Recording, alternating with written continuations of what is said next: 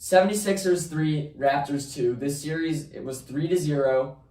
Do you think the Raptors have a chance? For sure. I mean, they won. I mean, they're halfway there, to winning the series. I don't think a team's ever come back from 3-0 in the NBA Plus. So I'm still heavily favoring the Sixers, but I think Embiid's injury does have a lot of implications in the series.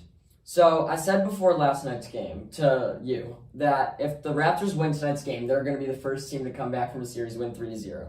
I thought the Raptors were going to win the series from the start. I switched to Embiid now with them to the Sixers, and now with Embiid's injury, it's kind of up in the air. Here's what I have to say about it. I think they're going to win Game 6 at home. I don't think the Sixers are beating them in Toronto again.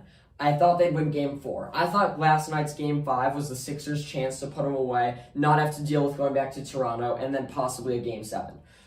Now I'm starting to think Game 7 could go either way. At first I thought, the Raptors winning 3 in a row will probably take that, but Embiid in Game 7, his teams have been disappointed in the playoffs year after year. I think he might win that. What I am confident of is that the Raptors will force a Game 7, and I thought that last night was the Sixers' last chance to put them away without having that. And the Sixers last night, with a chance to put away the series, as I said, and now they're in big trouble. Disappointed on all levels. James Harden has not looked good whatsoever. I don't think we could call him James Harden. The James Harden I know is that guy in Houston scoring 30 a night, being one of the best players in the NBA. And now he's a shell of himself. He's a non-factor nearly. I think OG Anunoby's outscoring him in this series. What has happened to James Harden? I just think that he, at first I would have said, growing pains. Growing pains, yeah.